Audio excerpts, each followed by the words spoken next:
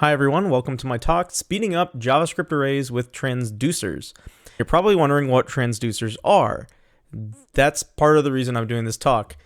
I thought transducers was a pretty well-known term, and then I found out it wasn't. I originally did this talk at KCDC 2021.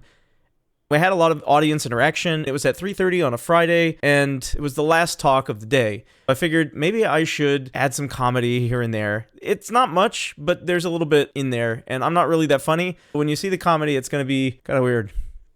This is actually probably the hardest talk I've ever done, and the main reason is transducers are complicated. My name's Kevin. I've got over 15 years of web development experience and over 8 years with JavaScript. You're probably wondering, what was I doing during that time period where I didn't do JavaScript? Before I used JavaScript, I actually used PHP, C++, and Lua. This talk in general is going to be weird. We already talked about that. But there's a whole slide about it because we're going to go into loops, which is really crazy. What about loops? Why do we have to go into loops? Everybody knows loops. It's one of the first things you learn. And then array methods. Then we can finally get to transducers. But we really have to understand the basics before we get there. Otherwise, you're going to be completely lost. And you're still probably going to be completely lost. Loops. Let's start with a for loop. How do you write this? Something like this, right? No. We need to use let instead of const. Now we've got let.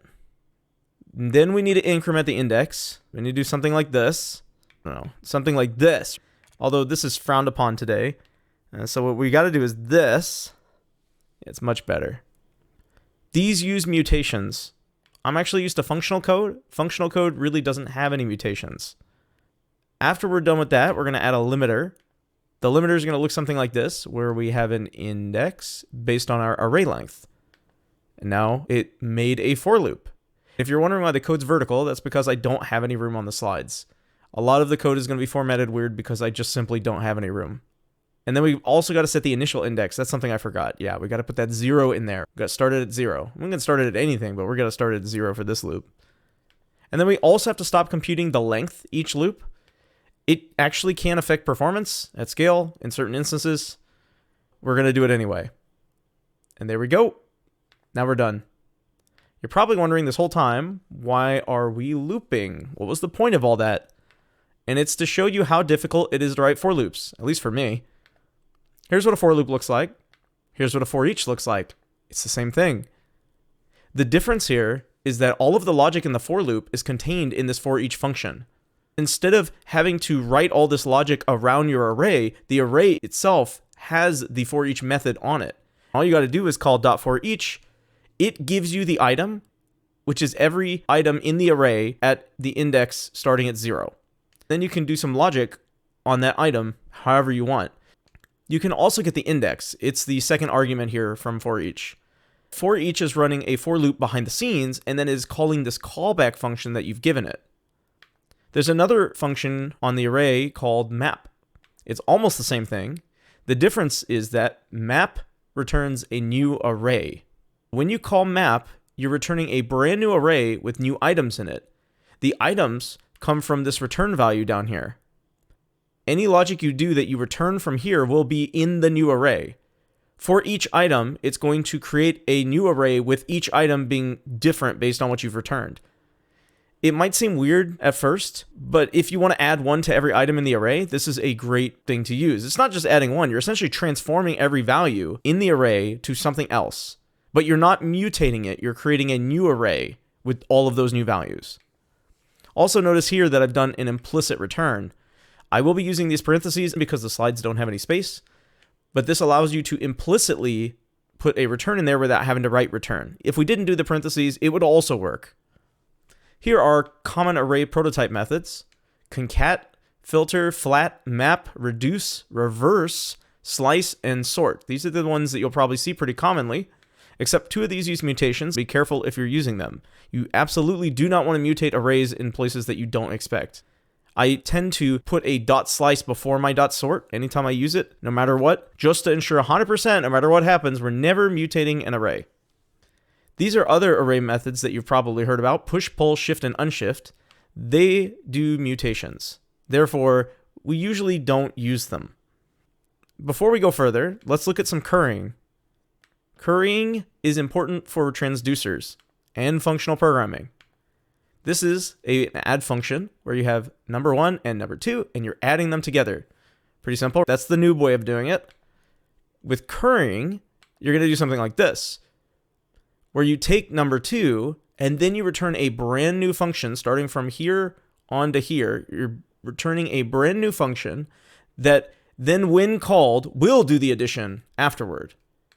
Here's another look at it, and you'll see this format more because it fits better with the slides, where we have a function defined here that takes number 2, that then implicitly returns another function that then takes a number 1, and when this function is called, then it does the add operation. Let's see how we use the add function with map. Here's what it looks like with the curried version. We have these clouds, and map is going to loop over every item in the array and run the add function on them. This is going to add a lightning bolt to these clouds, and now we have thunderstorms. Without currying, it would end up looking like this, where now we have to maintain the value ourselves in the map, and we have to figure out where to put it and what arg we have to do it. This is why currying is so powerful. It's all about composition. With composition, you can do something like this. We call add, we give it a sun, and then that gives us a brand new function. We're not creating a function, it's already created it in the add. Because add takes something and then returns you a new function, then add sun is now a function. Then we can pass that add sun function into our map, and it will loop over each of these and it will add sun. Now we've got sunny days.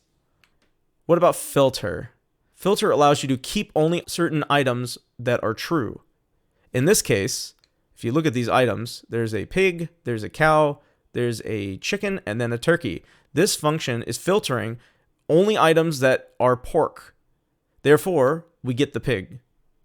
This getIsPork function actually looks something like this, where it's referencing the getIs, getting pork in there, and then we've created a new function. We're composing here. We're composing getIs into getIsPork. Just for your information, all of these emojis don't actually do this math. It's just for example purposes to make it a little bit easier to understand. Here's what a getIs function would look like. It takes a value, and then it returns another function that takes a value. Then when this function is called, it does the equality check. Same as our add function. Now we're going to look at reduce. Reduce has state, and because it has state, it actually takes 2 arguments.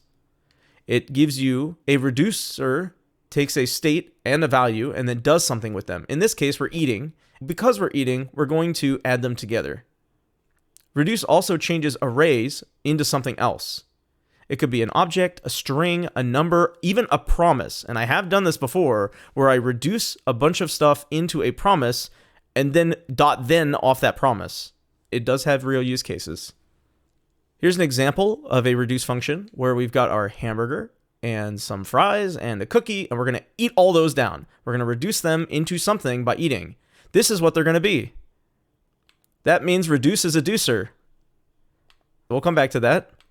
Why do we care about these array.prototype methods? Why would we use them instead of just writing a for loop?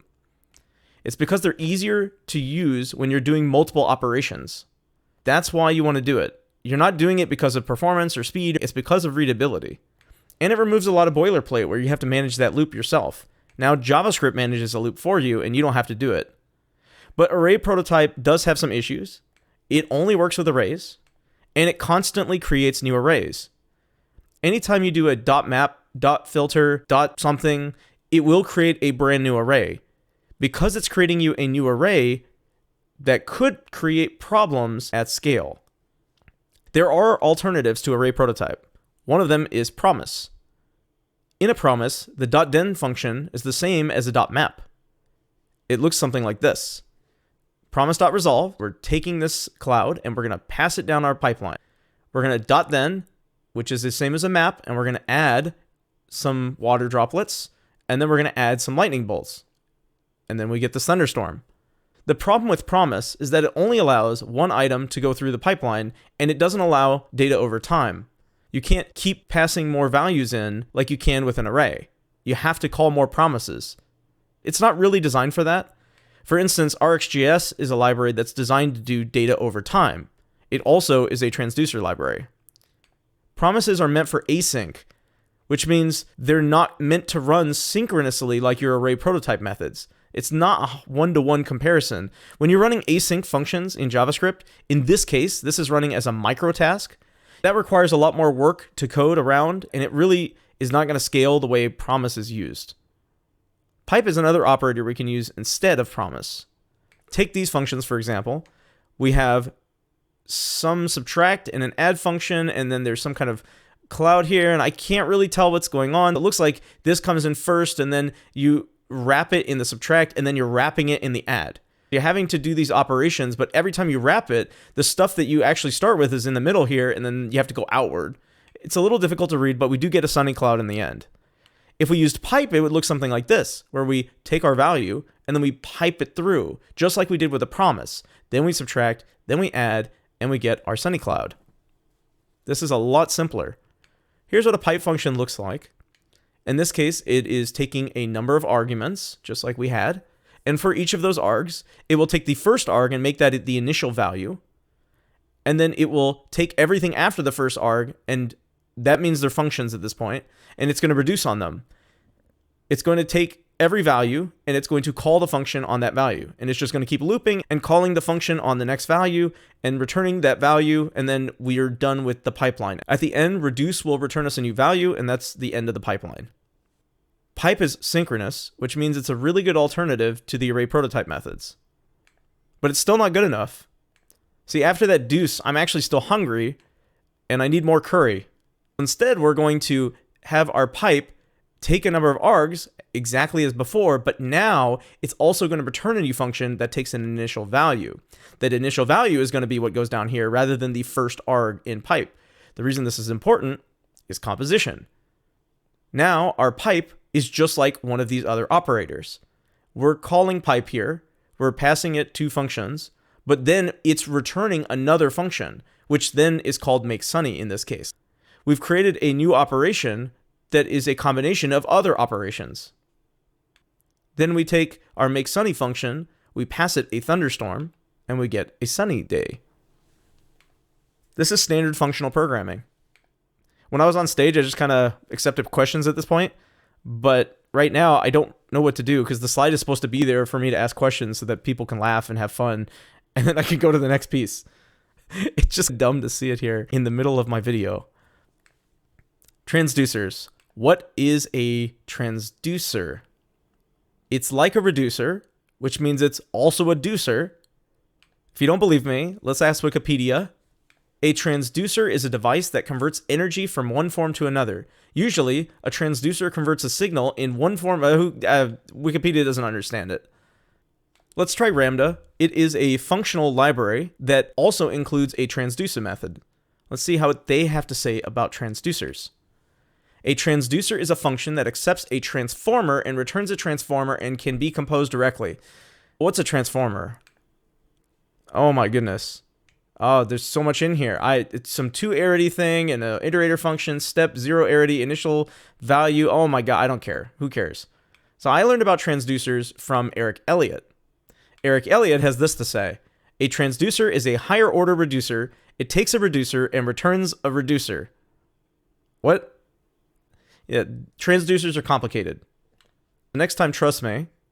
If you give me a reducer, I'll give you one back. My own blend. That's what a transducer is. It transforms a reducer into another reducer. Transform plus reducer equals transducer. Why do you want to use a transducer? Let's look at the steps a transducer takes versus Array.prototype methods. Remember when I said before, Array.prototype methods return you brand new arrays each time. Every single time it returns you a brand new array.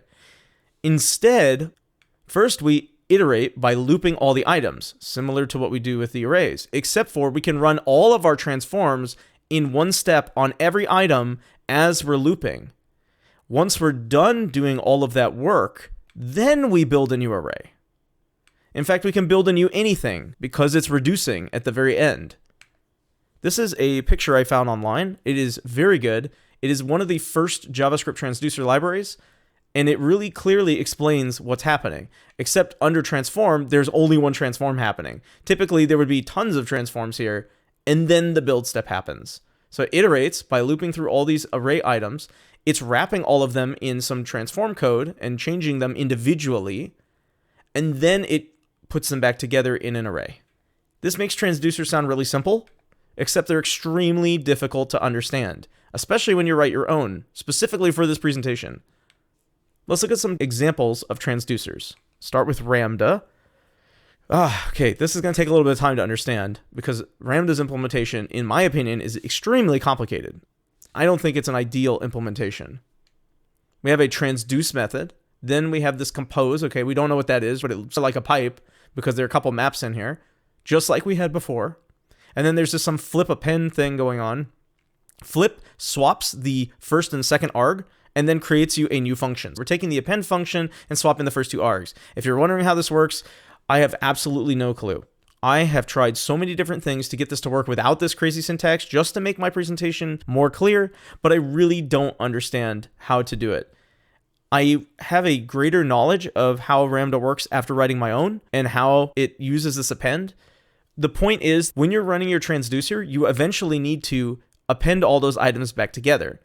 Instead of doing it in the pipeline, they're doing it out here as the second arg that you pass in. You pass in a function which then reduces these into something. In this case, it's reducing them into an array, and our initial value is right here. Once we're done creating our transducer, we can call it as a function and pass in our stormy clouds. I want to get back to this compose function. It's not a pipe because transducers work backward. This compose is actually a reverse pipe. It's a functional name, and when talking about functional programming, typically they teach you about compose first, which is weird because compose is backward from how I think of functional programming. I think of taking a value through a chain of events with functional programming, but compose is meant to tell you the opposite. You can still write things in order with compose, I just never use it. As an alternative, you could use RxJS. It is also a transducer library, whether they call it that or not. Each of these operators is a transducer. It's a little bit different from normal transducer libraries because RxJS is meant to handle values over time and not all at once, but you can still make it work. In this case, we have a from. From takes an array of items and pushes each value through the pipeline. This is just the same code we had before, but that reduce that we had in Ramda to append, in this case, is a toArray. What we're doing is we're taking all of these items that we've put through the pipeline individually, and then we're reducing them back into an array. And after we're done, we get these sunny clouds, just like we did before. RxJS is easier to use, but it is very difficult to master. If you want to do very complex stuff, I don't recommend anything else but RxJS. The thing is, it has the subscribe function, and that subscribe function takes callbacks. In this case, we only care about the first callback, and this is where we get the value. You're probably wondering how you can return a value from the subscribe function when it takes a callback inside of it. Yes, it's a little bit different than what you're used to. The reason for that subscribe function is that RxJS can be either synchronous or asynchronous. It really depends on the operators or transducers that you've used. It's really meant to process data over time. Because it processes data over time, it's going to work a little bit differently than some of the other libraries. It's similar in that it has these three steps, but it first sets up with either a loop or an iterator or an event or another pipeline or another observable or anything else. It listens to something for things to come. In the case that we're writing it synchronously. But it could have any number of these other things in the setup. Then it runs all these transformations, just like we do with the transducers. But at the end, it has the subscription, and it listens for updates. We really want this to be synchronous. We don't want it to be asynchronous, so we're going to add an execute function. The execute function is going to wrap our RxJS pipeline. This is my version that I've created. It's really simple, but it does allow you to get a value out of your pipeline without having to subscribe. This is what that function looks like. It takes a pipeline. Typically in RxJS terms, it's called an observable, but for our case, it's called a pipeline. We create an output value, then we do a subscribe inside of it, and when the value comes in, we make our output value equal to that value and we return it. Thing is, This only works if your pipeline is synchronous. If it's asynchronous, it's going to return undefined, which is fine. That's what we want, but we also don't want to leave that subscription out there. Instead, we need to unsubscribe from it. Here are the same contents of that function, but we've changed it a bit. We've taken the subscribe and it returns us a subscriber.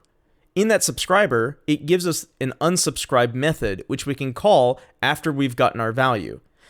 Because this subscription happens synchronously, we can get our value and then the next line of code executes, then we can return our value.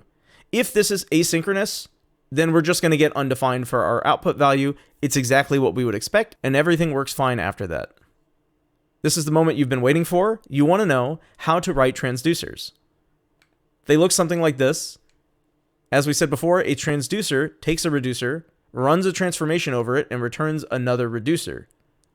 This is what a reducer looks like. We saw it before. It takes a state and a value and does some stuff on it, and then it'll return a value. When we combine our reducer with our transducer, we get something like this. A transducer does have a state, but it's called a context because I need a little bit more information in there than just the state. This context is an object that does contain the state. But what is the state? We'll go into that. At this point, notice that it's the exact same code we had, but all we did was we took the word reducer and we made it into a function that then calls our next reducer with those values. You're probably wondering, okay, what's this next reducer thing? How are we getting that? How does that work? Remember, transducers work backward. We're always getting the next reducer in line when we're in our pipeline. Eventually, it's going to call the topmost next reducer, then all of the values will start coming through the pipeline. It's a little bit difficult to explain. That's why transducers are so tricky. But I want to detail how it looks and how it works. And once we're done going through this, you should be able to write one yourself, because I did. Transducers also have this thing called an index. It's the same index that you would get with a map or a filter. The problem is we can't use the index. It doesn't make sense for transducers because index is a counter. And unless we're creating new arrays, we don't know what the index is anymore. We have to count that.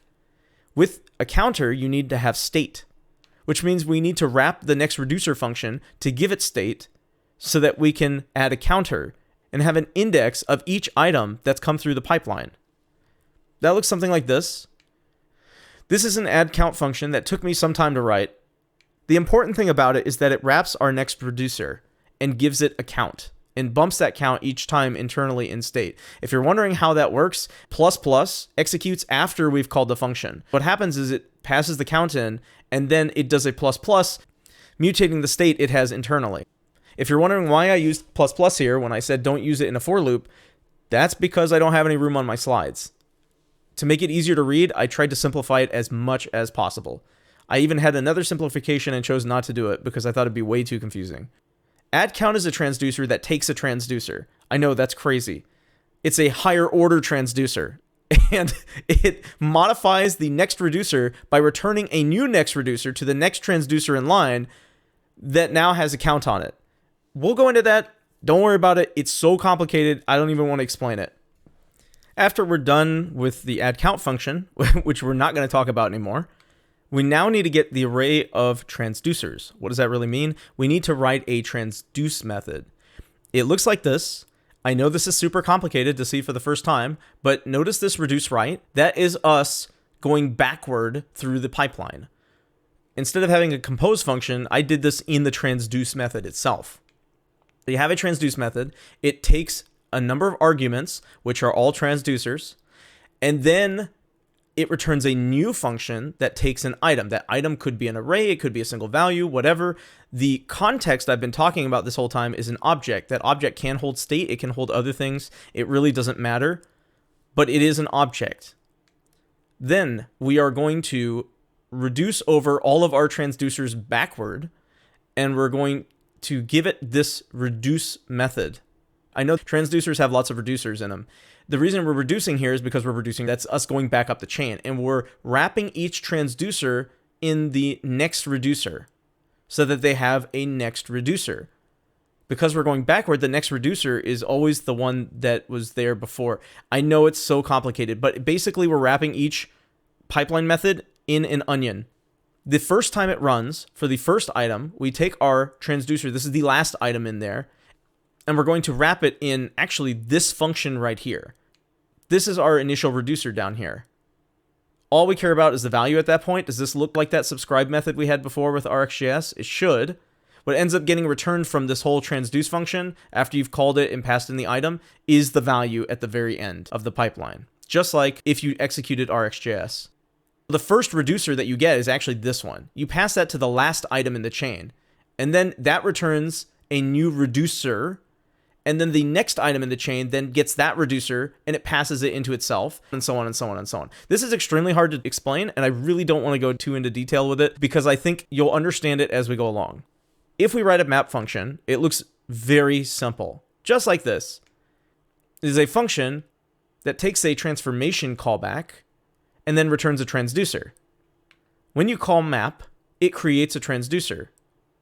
The transducer inside of map looks something like this. It calls the transform method around our value, and it will pass in a count and some other things. And then it gives us a new value. We take that value and we pass it into the next reducer, including the context that we already have. That's going to go to the next transducer in the pipeline. This is what a map function looks like altogether. It takes a transform function. That's when you call it. The first time you call it, this is in there. Now, when the transduce method runs across all of our pipelines, we're going to get the next item. We're going to return a reducer that then calls that next item. It's going to call it and pass it the modified value that we modified with the map function. I know this is insanely complex the first time seeing it. It's even difficult for me to try to explain it. This is a reducer up here. This is the next reducer from the transducer that's next in the pipeline. This reducer here is something we're creating that wraps that transducer like an onion, and we'll eventually call it when we're done, but we only call it when we're done.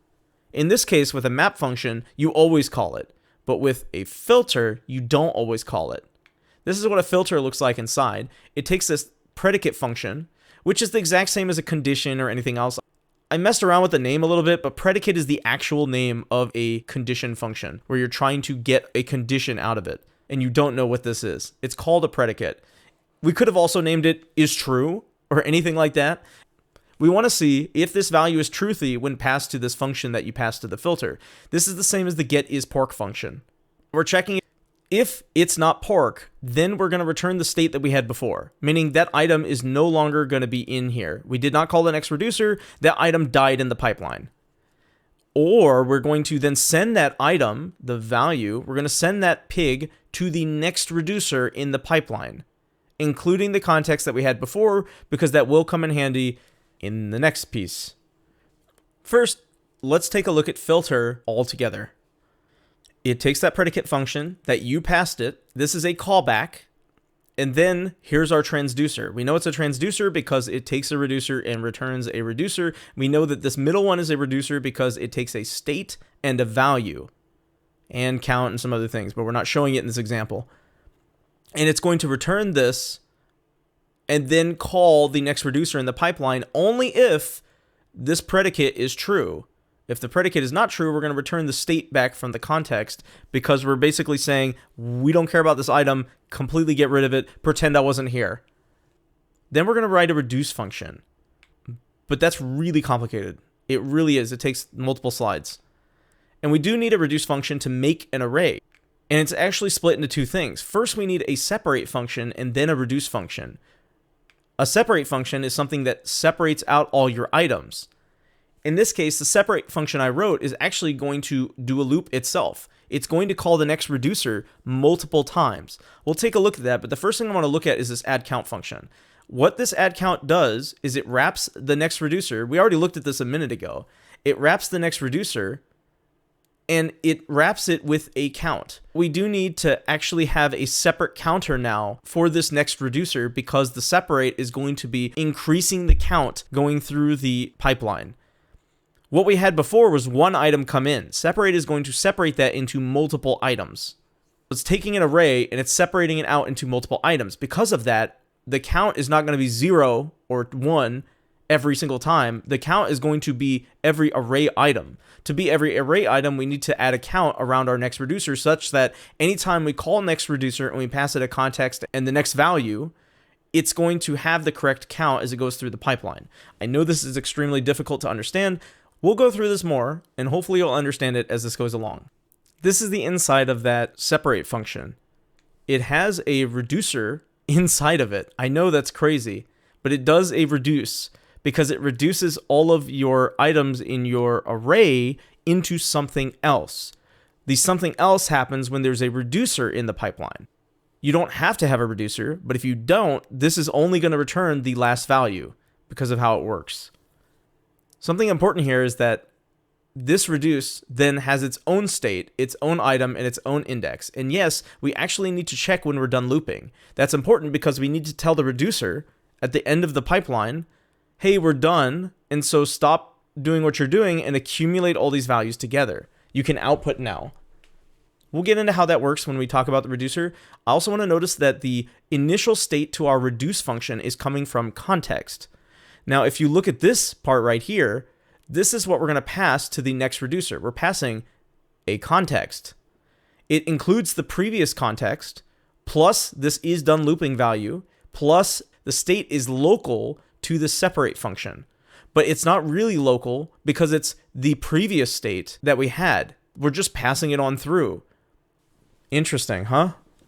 I know you're probably lost. When we get to the reduce function, this should all come together, but I still think it's going to be really difficult. It's just a tough thing to understand. It took me quite a while to understand it, even just for this presentation, because I've written my own transducer library, and when I got to the reduce part, I stopped. I just was like, wow, this is too difficult, and stopped. Reduce stores an array of values, and then it waits for all those values. Once the values are done, then we can output. And if we take a look at the reduce function, it looks exactly the same as our separate function. It has an add count, and literally everything's the same. There's something different up here. A reduce takes a reducer and an initial state. This is exactly the same as an array reduce function. Now we're going to look at the inside of this right here. We're going to take a look at that. This is what that looks like, and it's actually in 2 slides. We're going to get a new state. This is the next state. Because we're reducing, we need to know what the next state is every time. It's exactly what you would expect to see. We're going to take our reducer, we're going to call it, and then we're going to get a new state. This reducer, the state of it, is either going to be the initial state that somebody passed to us, or it's going to be the state from context. It will be the state from context every other time other than the very first loop. The very first loop will use the initial state that you gave us. That's why this count is important. Now, while our reduce is wrapped in an add count, that's not the count. This wraps our next reducer function, but nothing else. This is the next value from the pipeline. And the count is the count of how many items have come into this reduce function. That's why the count is different for each one. If you filter out some items, by the time they get to the reduce, its indexes or its counts will be completely different than other transducers. Now we've created this next state, what are we going to do with it? This is the other half of the reduce function. We have our context, and we're checking to see if it's done looping. That's why this is important. If it's not done looping, we're just going to keep passing on the next state. We already calculated it, that's the next value, that's the next state. We are the reducer. If we're done, then we take the next reducer in the pipeline, we're going to call it, we're going to give it the context that we had, and we're going to pass along our next state. This is super cool. Now we can go through and run more transducers in our pipeline. The important thing about this, passing the next state to the next reducer, is that there could be other transducers in the pipeline. And those transducers can then get this array that we've accumulated from our reduce statement. This particular reducer wasn't reducing anything. It was calling a reducer and then returning that value as next state. That reducer could be accumulating an array. It could be doing any number of other things. It could be creating a promise. You don't know. But once it's done creating that state, it will pass it on to the next pipeline in the chain. At the very end of the chain, there is a reducer that we passed in. That was our initial state to our transduce method. If you're confused, that's fine. Transducers are hard. Let's go to the benchmarks. To do these benchmarks, I actually wrote my own benchmarking library. I wrote unit tests for the library to ensure that every single benchmark outputted the exact same values and did the exact same thing. And then I had this whole calculation that ran and did 10 runs of everything. It sorted all the times from the runs and then took the median, not the average. That ensured we didn't get any outliers. Here's one of the benchmarks I did. It's called incrementing transform. Every benchmark I did is very simple. The reason they're simple is because I don't have any room in my slides. I also think this is very difficult for a lot of people to understand, so I try to keep it as simple as possible, although the benchmarks aren't going to be perfect because they're going to be benchmarking simpler pipelines rather than more extensive pipelines where transducers would actually come in handy. Here's what that looks like with the Array.prototype methods. You've got an array, and then you're mapping it, then you're filtering, and then you're mapping. This first map takes the index and adds 2. From 0, 1, 2, we're going to have 2, 3, 4. Then we do a filter, and for each number that's come in, we're going to check that it's even. If it is even, we're going to send it down through. Where we had 2, 3, 4, we're going to have 2 and then 4. And then we're going to take that number, and we're going to multiply it by 2. So now we have 4 and then 8. This is what that same function looks like with a for loop, which is why I never want to write it like this. It barely fits in the slide. We take that number, same thing, the index, we add 2, we do an if statement now for our filter, and then we push for our output value because we're creating an array and we're going to push into it. You're probably wondering why I'm doing a push instead of a concat or anything else. Push is by far orders of magnitude faster, and I wanted to give the for loop an equal hand at doing what it does versus any of the other functions. Typically, when you write for loops, you're doing mutations. I don't like that we're doing mutations, but that's typically what you do. Because of that, I tried to keep this the most like other people would write their code to get the most accurate benchmark data. Also notice here that I'm not storing the length. There are some benchmarks where I did store the length. I'm just not going to show you the examples because I don't have any space. Here's another benchmark I did, filtering down. We're taking this block list and we're filtering it to make sure each item in the block list has a value. Then we're checking to see if that item is in the allow list. Then we're going to create a new value for each item in that block list with some asterisks on the side. The for loop looks like this. It's almost exactly the same, but now we have to maintain the item ourselves. So we have to take the block list, feed it the index. Now we get the item. Then we check if the item exists, and then we check if it's in the allow list, and then we push it into the output value. The last one I did was duplicate up. Both of the first ones I showed you filter down in some way. But this one increases the size of the array. It's a very tricky one to benchmark, and I thought it'd be really good to show. And it did show some differences in the results. This first part is exactly the same. The only difference is that our map has turned into a flat map, and then we have returned a new array of 3 items. Flat map is the same as a .map, and then a .flat takes an array of items and flattens them into your array.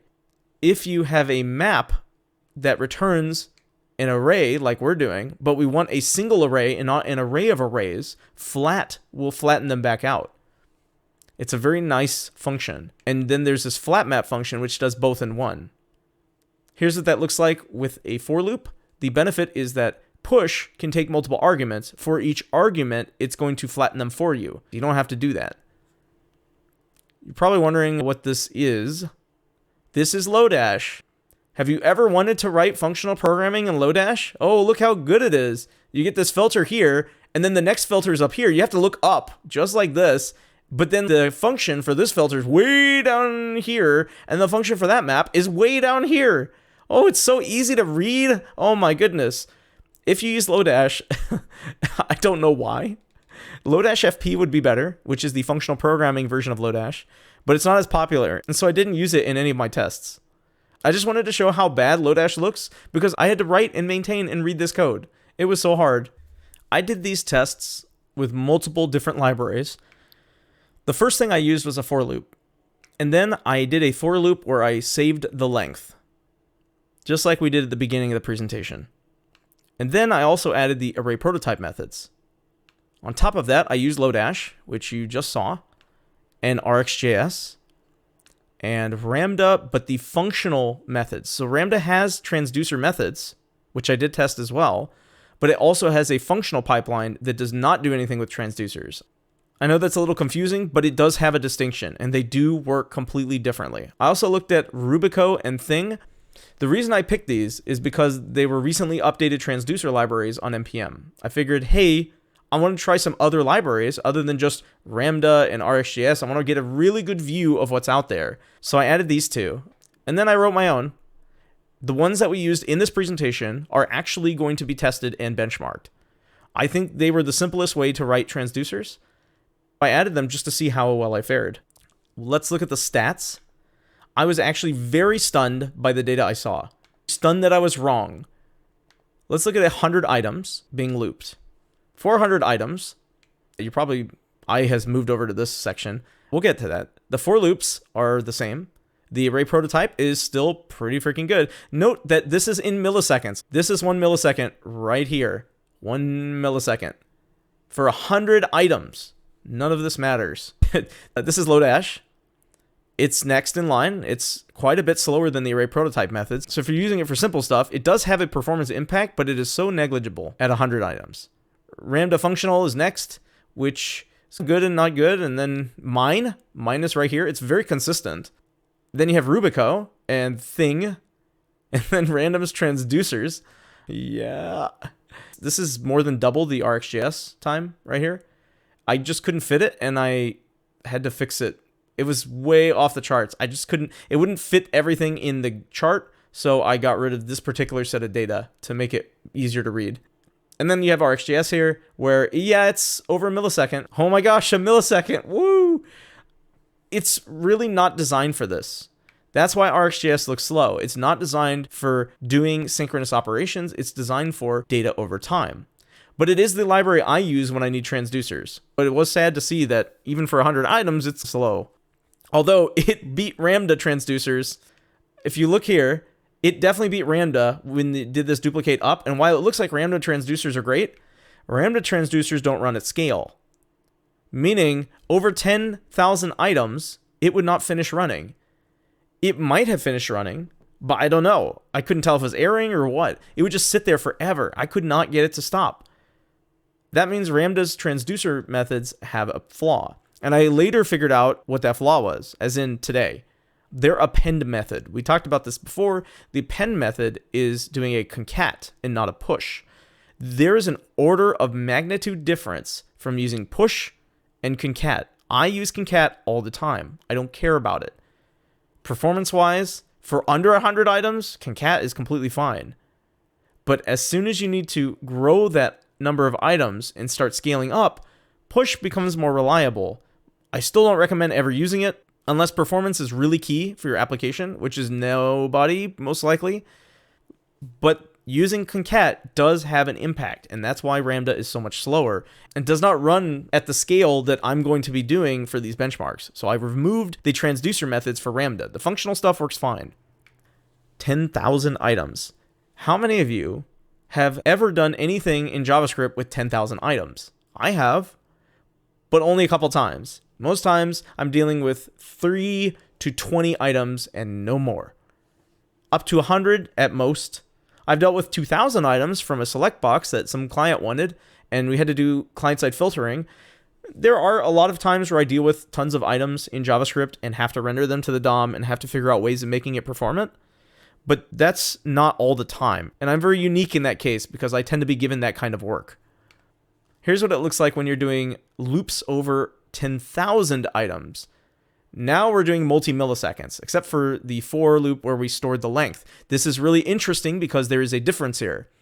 Without storing the length, we've gone over a millisecond. If we store the length, we've gone under a millisecond. Significantly under a millisecond. In fact, just as fast as the Array.prototype. I bet they're storing the length in there too.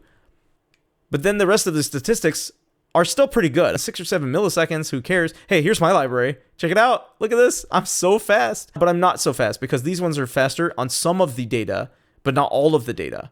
It's interesting that Ramda functional is faster on this particular filter down, but is not faster on some of the other ones. And I did organize these based on the duplicate up because that one is the most difficult for any of these libraries to accomplish. As you can see here in the Array prototypes, it has a significant performance impact. My stuff's really consistent. The Thi.ng library is ridiculously fast. I don't know how they do it, but they're hitting some pretty good numbers considering it's a transducer library. Something else important is that these three are transducer libraries. and they have come over here, whereas all of them were over on the side before. Lodash is now slower in some cases. It's faster in 2 of them sometimes, and then you look at Ramda functional, and then here's RxJS being as slow as it can be. But again, this is still not bad. 24 milliseconds for 10,000 items where you're increasing the size of the array. Honestly, that's not so bad considering the library is not designed for this. The Array.prototype methods look really fast for now, but we're going to get into this 600,000 items range. And at this point, I've broken up each test separately because we want to look at it more closely. How in the world did Thi.ng become the fastest? How did it beat a for loop? I don't understand. My for loop is flawless. Before the filter down method, the Thi.ng library ended up being the fastest. This library has surprised me through all of my benchmarks. I just pulled it in randomly. It and Rubico have awful docs. I think it had slightly better docs, but honestly, the docs are horrible. I couldn't figure out what to do. I'm surprised that I even got these to work at all. I really spent time trying to use other transducer libraries, and I made them work. I'm surprised that Rubico ended up being the slowest, and Thi.ng ended up being the fastest here, considering they were much closer in some of the other tests. What's interesting here is that it's still not that big of a difference. 10 milliseconds here, not a big difference. The range is pretty big. This is a range of, 40 milliseconds? But the time on each one isn't so bad. Here I am in the middle. Ramda beat me this time. Ramda. But I beat RxJS by a millisecond. Woo! Also, RxJS beat Array.prototypes by a millisecond. That's pretty intense. At scale, these all start performing similarly for this particular test, where we're filtering down the data into less data. It makes transducers look pretty good. They're more readable. Then you don't have to write a for loop, and you can potentially get better performance, which is insane. RxJS, as you're seeing, performs much better at scale. And that's because it's meant for data over time, but transducers in general, because of the way they wrap in an onion, perform better at scale. We're not even scaling that much anyway. Each of these functions has only 3 transducers. Because of that, you're not really getting so much of a benefit over arrays. But I do want to say that it is important to see how, even with these 3 transducers, we are getting some differences as things scale up.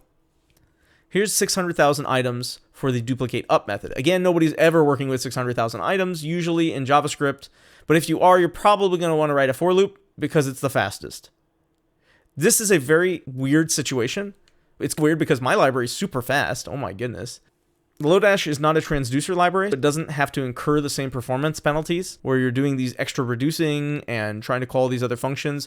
As you add more transducers to a pipeline, it should be significantly faster to use transducers over something like Lodash. But also, the other benefit is my library is better and easier to read than Lodash. My library looks very similar to RxJS, which is over here. And if this tells you anything about the performance of transducers, Array.prototype is the slowest, but RxJS has beaten it. And that was the slowest almost every single time. Almost. It's really crazy to see this difference here. Thi.ng is also very fast. It's surprisingly fast every time, considering what it is and some library that I just randomly found on NPM. The Array.prototype is now very slow. And now we're going to look at 10 million items. I'm assuming you can guess where the Array.prototype is going to be, but you'll be wrong. And you're going to be wrong because this particular one is the incrementing transform. The reason I did 10 million with this particular one is because the results are about the same in terms of time. It took me 10 million items to get this to the same time frame as the other 2 tests at 600,000 items. That's because there is one less loop going on. These for loops are so fast, but then the Thi.ng library is also so fast. How do they do this? I really don't know. I really want to look at their source code to see what the heck they're doing. It's so fast at certain things. I'm very surprised. Here's my library over here, losing to Lodash, but Rubico all of a sudden made a comeback. I have no clue what's going on. And the Array.prototypes over here, slower than mine, very clear about that. Then RxJS, and then Ramda functional, which is, how did this come over here? How did your transducer library was so slow? You got to make up for it somehow. It's over here. I don't know. This is 10 million items. You're probably never going to do 10 million items unless you're looking at a benchmark. Honestly, I do want to tell you a story I have where transducers saved me. I had some processing I was doing for a client in a Chrome plugin. I had 20,000 items, and it had to become 50,000 items when I was done with it. As you noticed in the duplicate up, that was very performance intensive. But even for 600,000 items, it was still less than a second. In fact, it was less than half a second. The problem was it was taking 22 seconds when I wrote that code. There was a lot more going on, and it ended up being really problematic. I rewrote all of that Array.prototype code in RxJS, knowing that transducers would be faster, or at least thinking at the time that they would be faster. And it was faster. It brought it down to 76 milliseconds. So from 22 seconds to 76 milliseconds, it was orders of magnitude faster. I was like, dang, transducers are it. And then I did some more work and I got it down to 50 milliseconds. I was like so happy. And then I figured, oh, I'm doing an optimization here. I wonder if I can do that same optimization with the Array.prototype methods. And I tried it and I got 40 milliseconds. I took it down from 22 milliseconds to 40 milliseconds by just writing better code. It's harder for me to write that bad code with RxJS, so I didn't run into that problem. In general, it ended up being faster just because I was better at writing it. It is very interesting that bad code leads to bad performance. You probably know this, but it's really important to know. If you write bad code, you can have bad performance. It doesn't matter what library you're using. RxJS was almost always the slowest one in all of those benchmarks, but it ended up being faster because I could write code better in it. And you can't trust benchmarks. Yes, you can trust mine, but you can only trust them for what I'm doing. Like I've said multiple times, the benchmarks I did are only 3 transducers. Usually if you're using transducers, you have longer pipelines, and you might be chaining those pipelines and doing a bunch of other things. And as you compose those pipelines together, your code becomes easier to read and write. The main thing about this entire presentation and why I brought up transducers and how they're going to solve your performance problems, which they don't, is that array performance in JavaScript does not matter. Usually. It usually doesn't matter because you're not dealing with enough items where it matters. In the benchmarks I've done, it seems like it only really matters when you're over 5,000 items. The looping performance specifically. There could be situations where now you need to look at it for less items, but you have to have more transducers or more operations that you're doing per item in the loop. Transducers really only work great if you have compute-heavy tasks. But functional code is readable, and in my opinion, maintenance is greater than performance. I will typically use Array.prototype methods because their performance is good enough. Especially for the number of items I'm doing, I don't need to write a for loop. I don't need that performance. It's nanosecond performance. No one cares, at least not for the work I'm doing. They do care when I'm doing those crazy loops where I have to deal with 20,000+ items. Unless your app is noticeably slow, then you want to look at some other performance solutions. But I did not go to a for loop. I went to a completely different paradigm because I wanted to try something that I thought would be better, but then could still read just as well as the Array.prototype methods. The Array.prototype methods only work for array. Therefore, you might have to look at some transducer methods if you're going to do any other kind of processing where you need to make a promise or anything else. And if you're using data over time, RxJS is definitely the kind of library that you want to use. I also wrote a form library called OneForm. If you haven't heard of it, I highly recommend it. It fundamentally changes the way that you think about doing forms in React. If you have any feedback for me, I would really appreciate it. I love getting questions and answering those questions. I know this was an extremely difficult presentation to understand. It was also an extremely difficult presentation to make because I had to write a whole benchmarking library and write my own transducer library that I ended up using in the presentation and showing you the code that I actually wrote. And it's real code. It's really difficult to write. It's really difficult to understand, but I got it, and I was so happy. The fact that I wrote this benchmarking library was great because I was able to use Jest to run unit tests on the transducer library as I was doing it, and then run those benchmarks to see what changes I made had an effect on the actual outcome. The biggest thing I learned that makes a difference was not using .concat and using .push instead for my reducer. Also, I found that calling that reducer function in the reduce actually added time as well. There were other things that I did to increase the performance of my library in ways that it became less maintainable, but it was faster. I was trying to get it as fast as possible because I wanted to show you how fast you could make the transducer libraries compared to the array processing. And I somewhat failed. I couldn't do it. And now I'm wondering if I can look at how V8, the engine Node was using, does its assembly If I can figure out how it's processing arrays, I can make a transducer library that runs significantly faster. It's possible that they're just not optimizing for it, and I need to make it so that they can optimize for it. I don't know. Things to think about. Thank you very much for watching this presentation. I had a great time working on it. It was extremely frustrating, but it was really fun to actually finally make a legit transducer library that actually works. See ya.